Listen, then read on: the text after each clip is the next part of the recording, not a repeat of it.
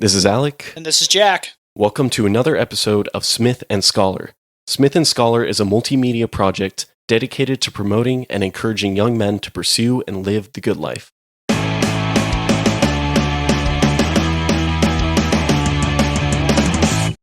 In today's episode, we will be talking about the cardinal virtues. So to begin with, the cardinal virtues, just made a joke about what they are not, and now I have to say them.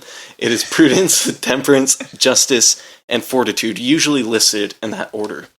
So let's go ahead and talk about a brief overview of their origin. So who came up with them? Yeah, absolutely. So kind of going back to what we're talking about last week and, talking about the good life and it being rooted in this concept of eudaimonia from a lot of the Greek philosophers. Same sort of thing with the cardinal virtues, as they come from the virtue ethics philosophers like Plato, and he described them. But these have sort of been persistent throughout human history, particularly in the West, and they come up a lot in the religious field. So you hear a lot about them from Ambrose or writers like Dante, and of course Thomas Aquinas, and up until now in terms of leadership, programs from youth, they kind of make a big deal of, the cardinal virtues, and we'll explain why. And now you're hearing about them on this podcast. Yeah, so they're pretty ubiquitous, kind of everywhere. And as Jack mentioned, some of those Greek philosophers, I think Plato was one of the first to kind of characterize them, especially in the Republic, which I guess that's a topic for another podcast. Maybe 2 or 3.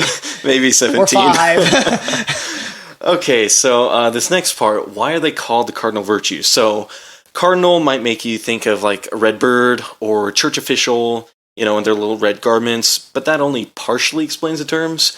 So cardinal actually comes from the root word card, which means hinge. And you want to tell us a little bit more about some of that idea? Yeah, absolutely. So like Alec just said, it's a hinge, so like something that connects or pivots or swings. And the reason that we get this terminology is because it gives us a sense that all other virtues hinge from or come from or are derived from these 4 virtues. You can also think of card, like in cardiology, meaning study of the heart. This is a kind of a clever way of thinking about it. These virtues will help you grow in your love for others. These are they're cardinal because they should be they should be central to pursuing the good life, the virtuous life, and that's particularly important when it comes to interacting with others.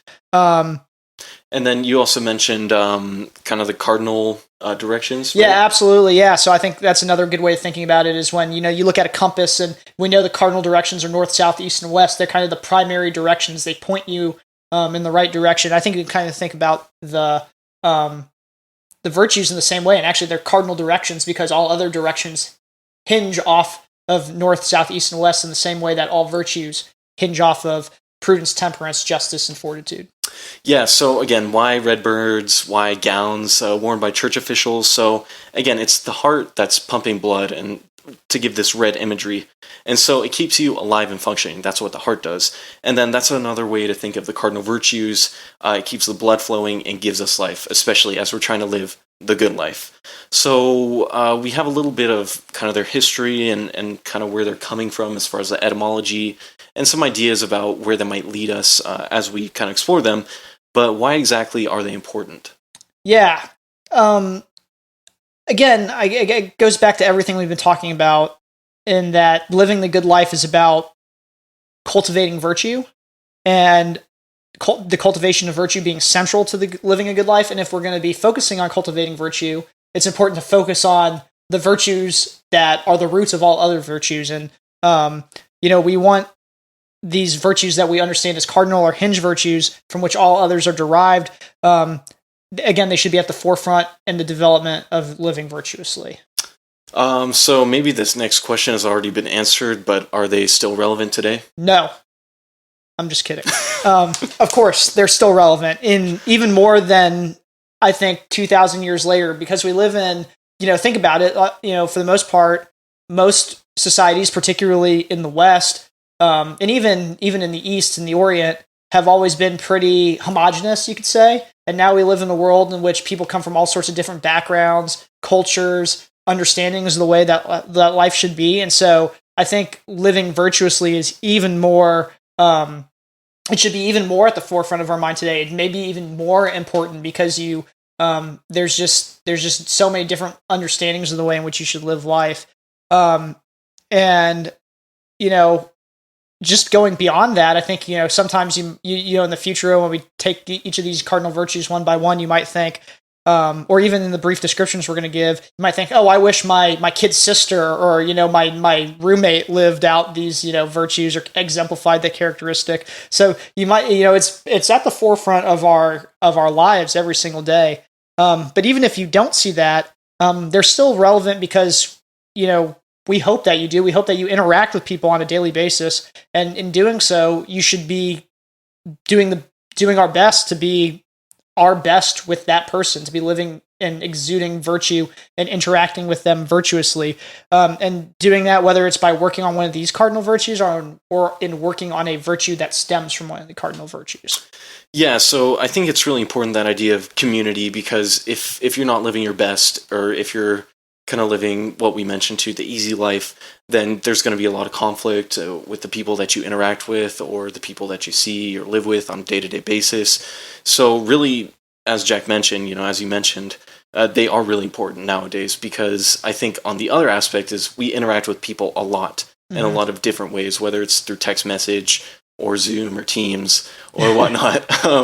There's just all these interactions going on. And so if we're able to live these virtues or strive towards them at the very least, then, we're helping other people live an easier life because they're not having to deal with hardships that stem from us. And then we're also helping them live a better life because they see this example, see this way to live.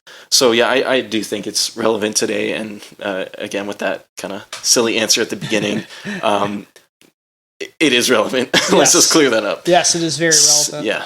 So they're relevant. We're trying to work on them, or that's what we should be doing, especially when we're trying to attain the good life.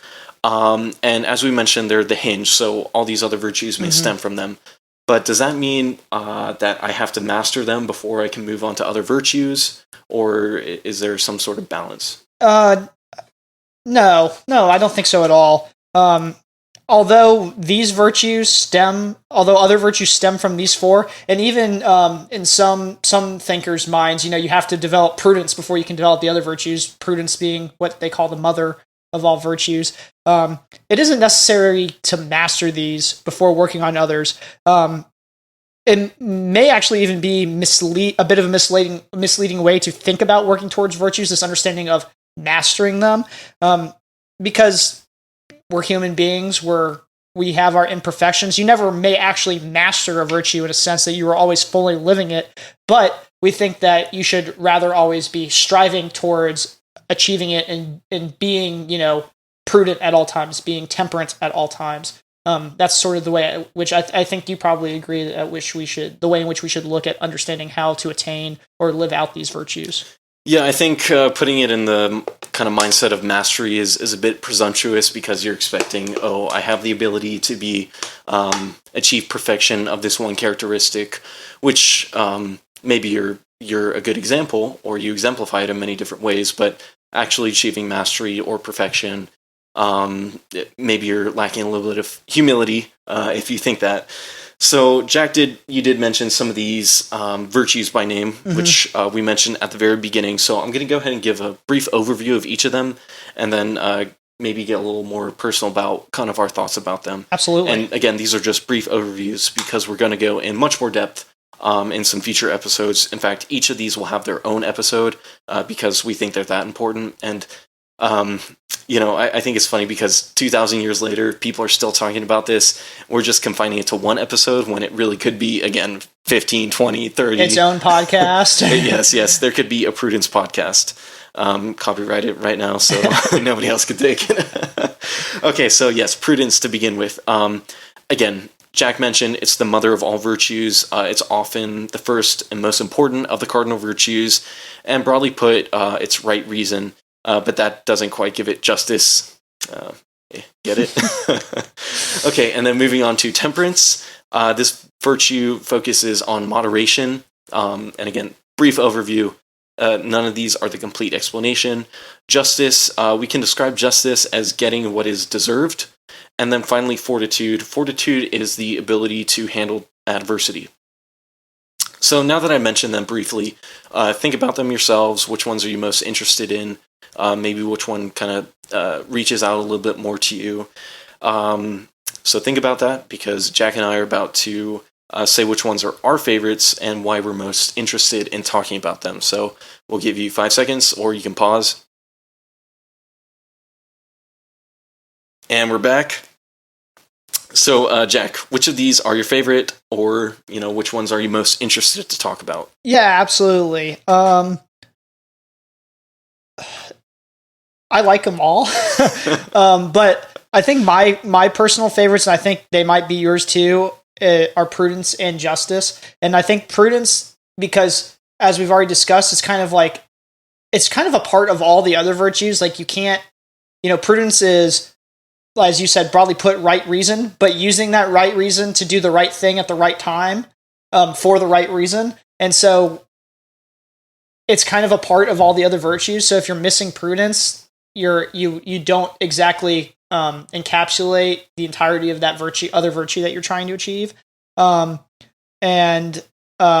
Yeah, I'll leave it at that. I'll just say prudence for now. Okay, yeah. So my two ones that I'm most interested in are both prudence and justice. Prudence, same reason. It's the first and foremost. Secondarily, it's also pretty complex in that you can't really be taught prudence maybe as much as you can be taught the other ones. I put taught in quotations because you can kind of teach people, examples or how to live it, but prudence is much more complicated in that, as Jack put it, right reason, right place, right time, and you can't go through every single simulation in life to know what the right decision is. So it takes this understanding of prudence and in order to act it out correctly. So I think that's pretty cool in that you just can't teach it in a classroom setting. Right. And then justice. Why do I like justice? Well, part of it is because I like to think I have a very ordered sense of justice, and so I believe that you get what you deserve, even if I'm receiving punishment for an act that I committed. And so I think it's really important that that's taught, because a lot of people don't understand what justice is, and then as I'm raising a kid now, justice is going to be very important in the upbringing, so that this kid understands what actions might lead to, whether they're good or bad. And again, it's not just punishment, but it's rewards as well for doing the good. So I think that's also maybe a common misconception about justice, is it's just punitive, but it can be rewarding. And then on a slightly different note, is one of my favorite superheroes is Batman, and Batman has a very keen focus on justice. I think Christopher Nolan, his depiction of Batman was actually quite good in having that depiction of justice from Batman. Again, no killing, no guns, no killing. And I'll save my Bane impression for another episode. The antithesis to justice. But there's lots of good examples of justice in literature and in the media. So that's definitely my long explanation. But yeah, that's why.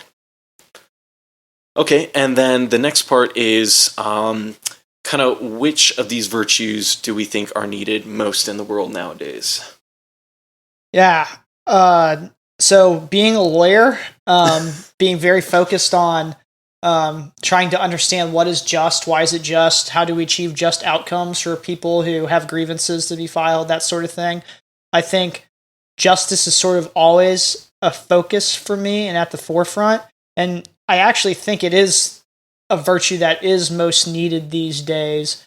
We're living in a time of, a lot of turmoil, really, for all sorts of people, for all sorts of different reasons. And oftentimes we don't, like, I think Alec put it very aptly, it's justice is, getting what is deserved. It's, you're, like you say, like the phrase goes, you're just desserts. And I think oftentimes we mischaracterize justice, or we mischaracterize injustice. And so oftentimes what happens is you have a very conflated viewpoints coming from all sorts of ends. And so people have a hard time talking about what should be a just outcome, because we misunderstand this, basic and fundamental understanding of what justice is. And so I think justice is something that is needed most in the world right now, but it's also very hard. Like, I think, almost in a way like prudence, you can't learn it in the classroom, right? Like it's something that comes with, and that's like actually the thing with virtues just generally, is they have to be habituated, they have to be experienced. But I think justice in particular is one that's very difficult to live out, and I think it's also one that is really, really needed in this world right now. Yeah, so I think all of them are needed, and I did prepare beforehand, so I won't go on a long ramble about each of them saying, like, we need prudence because of this, this, and this.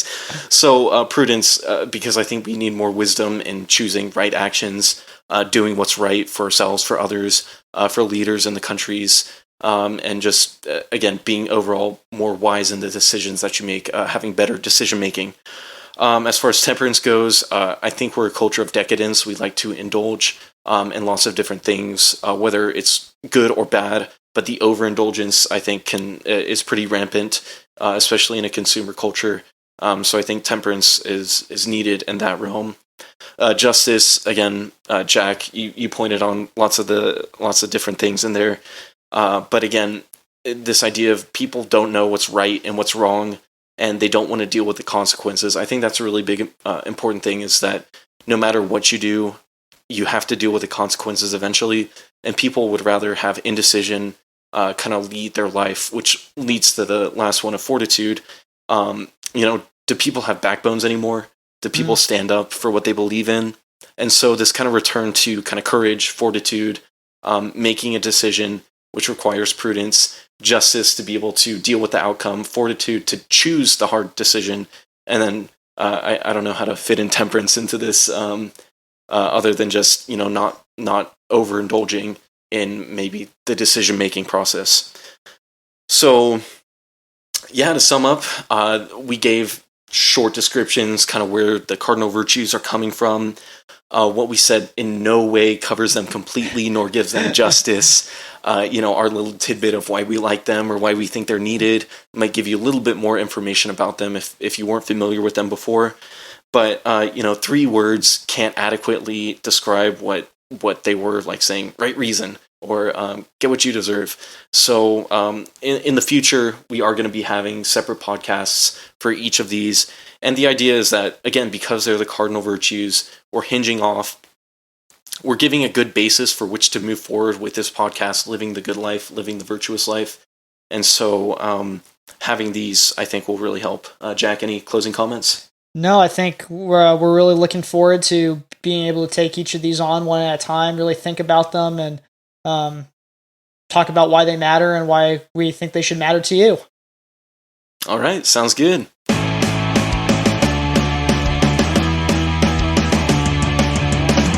Thanks for tuning in to another episode of Smith and Scholar. If you liked what you heard, please subscribe to our podcast on all the major platforms, including YouTube, Apple, and Spotify. Also, follow us on Twitter to stay up to date with everything we are doing and thinking. Finally, feel free to give us feedback and ask questions across the different platforms. We'd love to hear from you. Until next time, this is Smith and Scholar.